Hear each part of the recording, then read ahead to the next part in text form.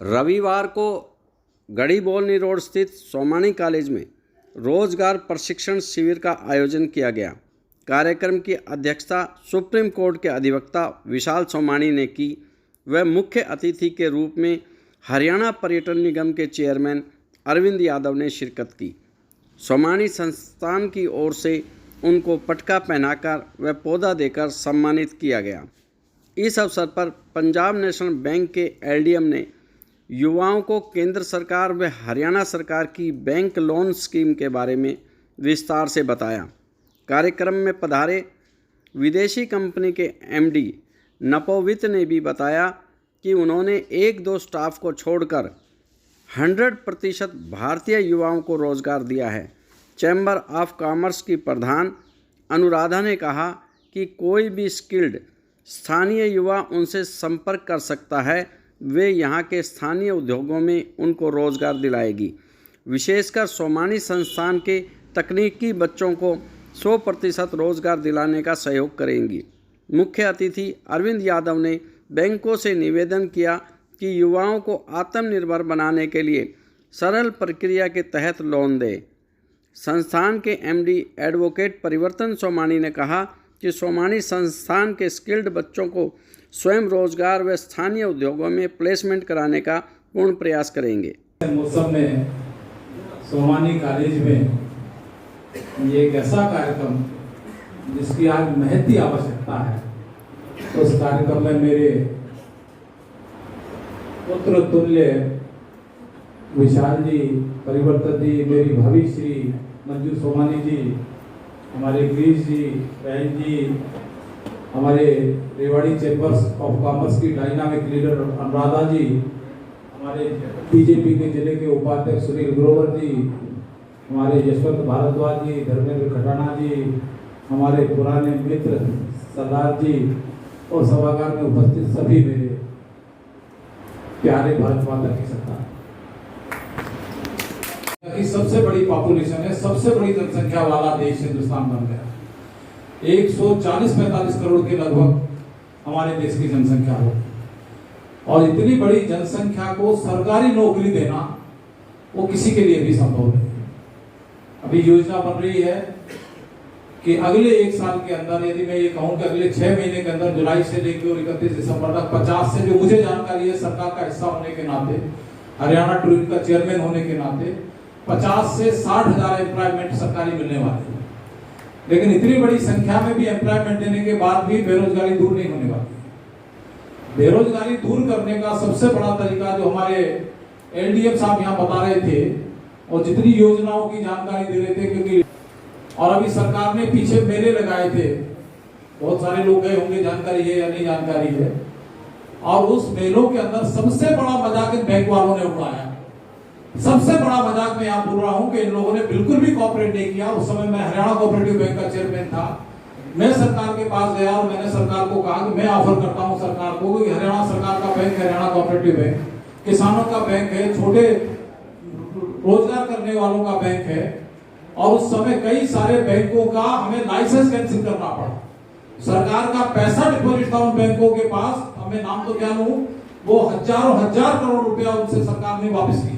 वो इसलिए वापस किया कि हमारे जो लीड बैंक थे वो अपनी ड्यूटी पूरी ईमानदारी के साथ नहीं कर पाए। कहीं पंजाब नेशनल बैंक जिले के अंदर, कहीं दूसरा बैंक है, तो अलग अलग जिले के अंदर लीड बैंक है। भाषण तो हम यहाँ बड़ा बड़ा दे देंगे, लेकिन जब उसके अंदर इम्प्लीमेंट करने की बात आती तो इम्प्लीमेंट नहीं होता। आप एक बार लोन मांगने चले जाओ ना इस बैंक की किसी के पास, आपको नानी दादी परदादी तक याद ना दिला दे तो पता लग जाएगा आपको, क्योंकि पैसा नहीं है। बेरोजगार के पास पढ़ के निकला, अपनी डिग्री लेके निकला है, अपनी योग्यता से आगे बढ़ रहा है और उसके मन में जज्बा है कुछ करने का, और सरकार की स्कीम भी है, लेकिन परिंदा लगाने वाले भी कम नहीं बैठे। इसलिए वो सरकार ने बेरोजगारों के लिए रोजगार मेले लगाए, उनको आइडेंटिफाइड किया। एक मेले में कई 5-7 मेलों के अंदर मुझे भी जाने का मौका मिला। मैं जाके सबसे पहले, मेरे बैंक की कई जगह ब्रांच नहीं लगती थी, तो मैं वहीं खड़े होकर पहले बैंक के मैनेजर को, जीएम को कहता था कि तुम्हारा काउंटर क्यों नहीं लगा हुआ है। मैंने किसी को बख्शा नहीं। तो कहने का मतलब ये है कि ये इतना आसान काम, जितना हम आपको समझ दिखा रहे, इतना आसान काम नहीं है, मुश्किल काम है। लेकिन नौकरियां भी नहीं है, तो रास्ता इसी में से हम लोगों को ढूंढना। तो आप सब लोगों के इसी आशा और विश्वास के साथ कि जुनून पैदा करेंगे। कहीं कोई दिक्कत आएगी तो मैं योजनाएं भी बताऊंगा आपको, मैं कहाँ आप काम करें वो भी मैं बताऊंगा। मेरे साथ समय लेके आप जो है मिलेंगे मुझे, तो मैं सेक्टर 3 में 208 नंबर में रहता हूँ, तो मुझे मिलेंगे तो मैं उसमें भी, और इंडस्ट्रीज में भी कहीं कोई जरूरत होगी तो इंडस्ट्रीज के लोग भी मेरी बात को मान लेते हैं, मैं इनका भी शुक्रगुजार हूँ तहे दिल से। तो उसमें भी मैं मदद करने की स्थिति के अंदर हूँ, मैं उसमें भी मदद करूंगा।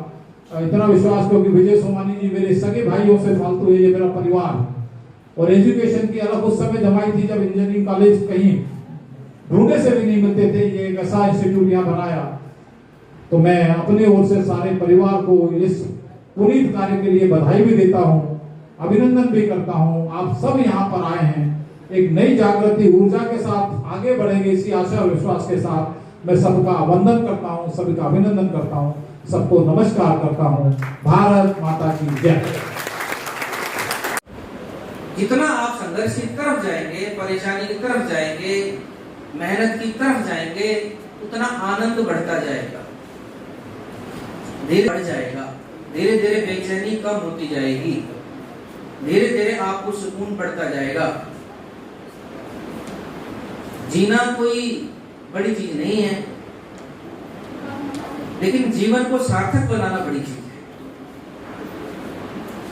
आपके पास अगर ये भाव नहीं है तो शाम को आप अपने घर लौटें, और अगर आपके अंदर भाव नहीं है कि मैंने अपना 100% दिया,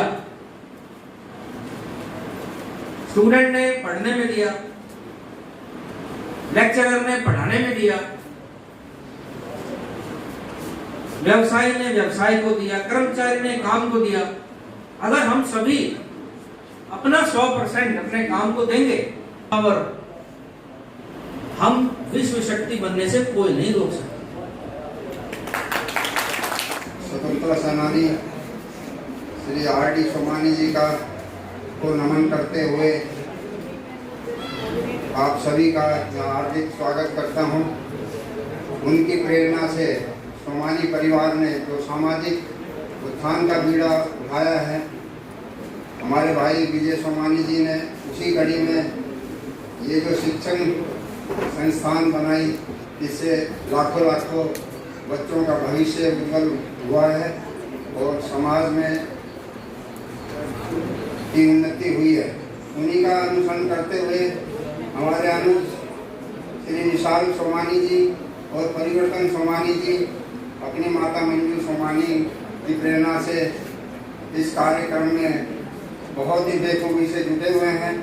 मैं भगवान से प्रार्थना करता हूं कि वो इसी तरह समाज सेवा करते रहें और पुण्य के भागी बने रहें।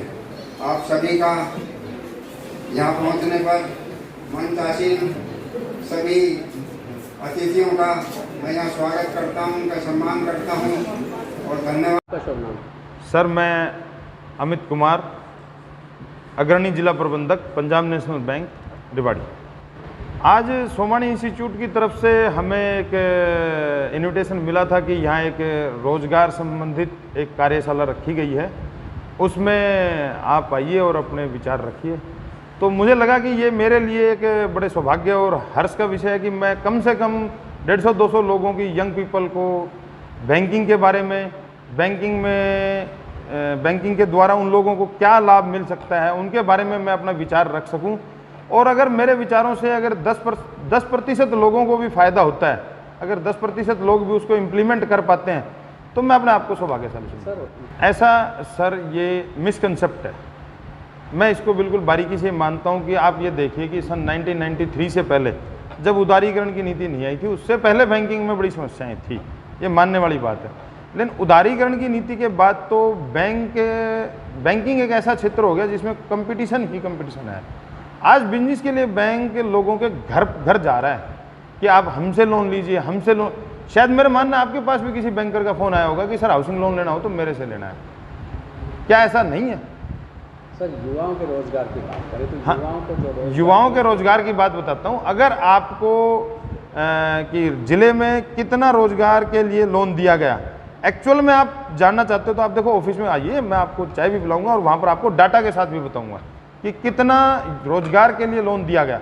बाकी जितनी भी स्कीम है आज के दिन हरियाणा स्टेट की लगाओ, सेंट्रल गवर्नमेंट की लगाओ, मैंने पिछले 1 महीने से जब से चार्ज लिया है, आप ये मान के चलिए कि गवर्नमेंट स्कीम्स बहुत तेज़ गति से चल रही है। मैं यही संदेश देना चाहूँगा युवाओं को कि युवा वर्ग 2 में से एक ऑप्शन चुने कि मुझे जॉब करके दूसरे के लिए पैसा कमाना है या बिजनेस करके खुद पैसा कमाना है, लोगों को जॉब देनी है। जो रास्ता वो तय करेंगे, जो रास्ता वो पहले डिसाइड करेंगे, उस पर वो चलने का प्रयास करें पूरी मेहनत और लगन के साथ, भगवान जरूर उनको कामयाब करेगा।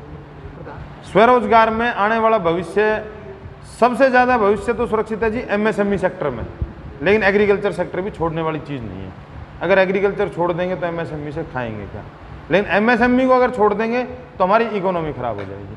तो हमें दोनों को पकड़ के रखना है, छोड़ना किसी को नहीं है, और दोनों में पूरा स्कोप नहीं, लाभ ही लाभ नहीं उठाना चाहिए, बिल्कुल उठाना चाहिए, अपना हक मानते हुए उठाना चाहिए। और अगर किसी व्यक्ति को, किसी युवा को, और ज़रूरी नहीं जी युवा को दिक्कत आएगी, 50 साल का व्यक्ति भी बिजनेस कर रहा है, 55 साल का भी कर रहा है, अगर किसी भी हमारे रेवाड़ी जिलावासी को बैंक में कोई भी समस्या आती है तो अनाज मंडी 24 नंबर दुकान प्रथम तल हमारा ऑफिस है, संपर्क करिए। हमारी तरफ से 100% सहयोग किया जाएगा। जी, आज सोमानी कॉलेज में रोज़गार प्रशिक्षण शिविर रखा गया है, जिसका उद्देश्य युवा साथियों को, युवतियों को रोज़गार के प्रति प्रेरणा देना है। और इसमें बहुत ही गणमान्य लोगों ने शिरकत दी और उन बच्चों को बहुत ही मोटिवेट किया। जो PNB बैंक है उन्होंने अपना बताया, अमित यादव जी आए थे जो LDM हैं रेवाड़ी से, वो आए थे और उन्होंने अपनी स्कीम्स के बारे में, बैंक के वर्किंग के बारे में, एजुकेशन लोन्स के बारे में, इन सब चीज़ों के बारे में बताया। और उन्होंने प्रेरणा दी बच्चों को कि अगर वो एजुकेशन लोन ले रहे हैं तो उनको ये लेना चाहिए, अवश्य रूप से लेना चाहिए, और बैंक की किसी प्रकार की सहायता जो बैंक दे पाएगा उसमें वो आगे बिल्कुल पूरी मदद करेगा PNB बैंक। या कॉलेज से डिग्री लेकर निकलता है जी। तो उसके सामने रोज़गार का बड़ा संकट होता है। जी, तो आप क्या कहना चाहेंगे कि उनको रोज़गार करना चाहिए या सर्विस की तरफ जाना चाहिए? सर देखिए, हमारी 150 करोड़ की आबादी है और सरकार सबको तो रोज़गार नहीं दे सकती। तो मैं ये कहूँगा कि हमें दृष्टिकोण बदलने की आवश्यकता है, हमें मेहनत करने की आवश्यकता है, हमें सहनशीलता अपनाने की आवश्यकता है। और जब हमें मेहनत, सहनशीलता और दृष्टिकोण जब हम बदल लेंगे और जब मेहनत करेंगे तो एक व्यक्ति रेहड़ी भी लगा सकता है, एक व्यक्ति दूध भी बेच सकता है, एक व्यक्ति कुछ भी कार्य कर सकता है। अगर वो अपना कर्म करेगा, कार्य करता रहेगा तो उसको सफलता तो अवश्य मिलनी ही है। जो बच्चे आर्थिक रूप से कमज़ोर हैं, जो अपनी फ़ीस नहीं भर सकते हैं, सोमानी शिक्षण संस्थान उनको फ्री में पढ़ाएगा। बैंक के द्वारा जो भी मदद होगी हम खुद जाकर बैंक वालों से बात करेंगे, मैनेजर साहब हैं उनसे बात करेंगे, LDM साहब से बात करेंगे, सर्कल हेड है उनसे बात करेंगे। कोई भी अगर डिफ़िकल्टी, कोई भी प्रॉब्लम, अगर किसी व्यक्ति को, किसी युवा को, किसी युवती को अगर कोई भी प्रॉब्लम आती है, कोई डिफ़िकल्टी आती है, तो हम बिल्कुल उनके लिए साथ उनके चलेंगे, खड़े होएंगे और उनकी जो मदद हो सकेगी वो करेंगे। Good evening everyone. Myself Dr. Meena Jha, PhD in Health Sciences, Department of Biotechnology, Lincoln University College, Malaysia. Presently I am residing in New Delhi. युवाएं हमारे देश का फ्यूचर हैं और हम सभी चाहते हैं कि उन्हें अच्छी जॉब मिले। और मुझे बहुत अच्छा मौका मिला सोमानी इंस्टीट्यूट में आकर बोलने के लिए। तो मैंने युवाओं को सबसे अधिक इस बात की प्रेरणा दी कि अपने आप को पहले चेंज करें। अपने आप को चेंज करने का मतलब है अपनी एजुकेशनल स्किल्स को अपग्रेड करें। और सोमानी इंस्टीट्यूट में तो बहुत ही ज़्यादा अवसर है, BTech MTech कर सकते हैं। इसके अलावा सभी युवा लोगों को मेरा यही कहना है कि कभी भी हताश ना हो, क्योंकि कई बार कई जगह जॉब के लिए जाते हैं, लेकिन अगर एक बार में नहीं अपॉइंटमेंट होती तो हम निराश हो जाते हैं। हमें अपने उत्साह को कभी भी कम नहीं करना है, बल्कि फिर सतत प्रयत्नशील होना है। एक चींटी से भी यही उदाहरण लिया जाता है, वो बार बार चढ़ाई करती है, गिर जाती है, लेकिन फिर भी कभी हिम्मत नहीं हारती। कई जगह कई फॉर्म्स निकलते हैं, लेकिन सबसे ज़रूरी है अपनी एजुकेशन को इम्प्रूव करें, because education is the powerful weapon. If you upgrade yourself, people will definitely attract you. और कभी भी शिकायत ना करें, हमेशा शुक्राना की वाइब्रेशन में रहें।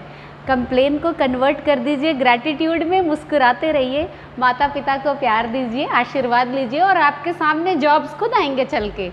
तो क्यों ना आज से एक हम ऐसे जिम्मेदार नागरिक बने कि हम ऐसा कर्म करें कि हमें लोग देख करके हमारी एनर्जी को एब्जॉर्ब करें और बहुत अच्छी तरह से हम कई सभी संस्थाओं में अप्लाई कर सकते हैं। बहुत सी अपॉर्चुनिटीज़ हैं सभी के लिए, खाली शर्त है हमें सुयोग्य बनना है। अपनी योग्यता बढ़ाने की जिम्मेदारी हमारी स्वयं की है।